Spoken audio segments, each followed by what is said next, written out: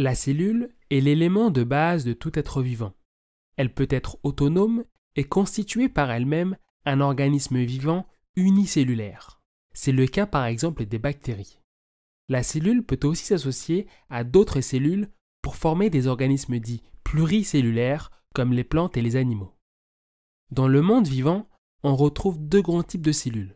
Les cellules prokaryotes, qui sont toujours unicellulaires et qui sont composées d'un unique compartiment. Et les cellules eucaryotes, qui peuvent former des organismes pluricellulaires et qui sont divisés en différents compartiments. Que ce soit pour les cellules eucaryotes ou prokaryotes, elles ont une membrane qui délimite la cellule dont les composants baignent dans un liquide appelé le cytosol. La membrane protège et assure l'intégrité du contenu cellulaire. Elle permet également à la cellule de communiquer avec son environnement grâce à une perméabilité dite sélective. En effet, grâce à des canaux présents tout le long de la membrane, la cellule est capable de filtrer les échanges de molécules en fonction de ses besoins, entre le milieu intracellulaire et le milieu extracellulaire. De plus, la membrane plasmique porte à sa surface de nombreux récepteurs permettant à la cellule de répondre à des signaux venant de l'extérieur.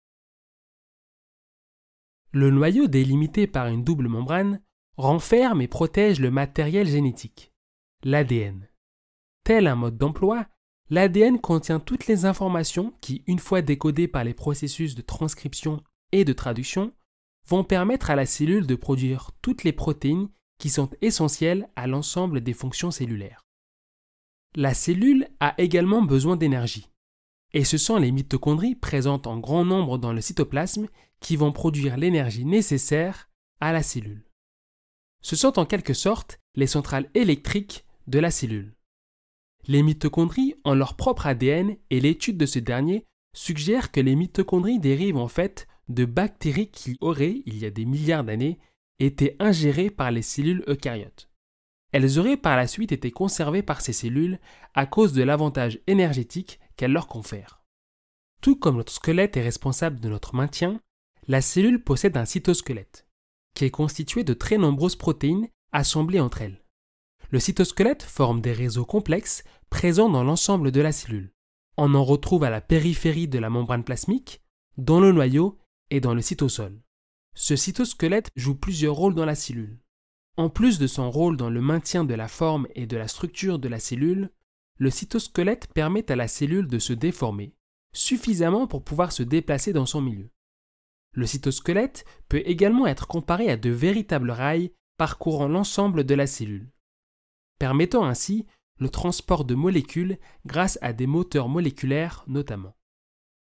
Les protéines, qui jouent un rôle essentiel dans la cellule, sont synthétisées dans le cytosol. Mais certains groupes de protéines ont des destinations particulières. C'est le cas par exemple des protéines qui constituent les membranes ou des protéines qui doivent être sécrétées dans le milieu extracellulaire. Ce groupe de protéines vont alors suivre un chemin différent. Elles vont être prises en charge par le système endomembranaire, qui est un ensemble de replis membranaires qui s'associent pour former deux organites, le réticulum endoplasmique et l'appareil de Golgi.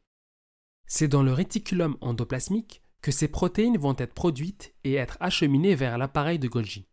Dans l'appareil de Golgi, ces protéines peuvent subir des modifications pour acquérir leur conformation définitive et être empaquetées dans des vésicules pour être transportées vers leur destination finale. L'appareil de Golgi et les vésicules constituent donc le système de poste de la cellule, responsable de l'adressage et du transport des protéines.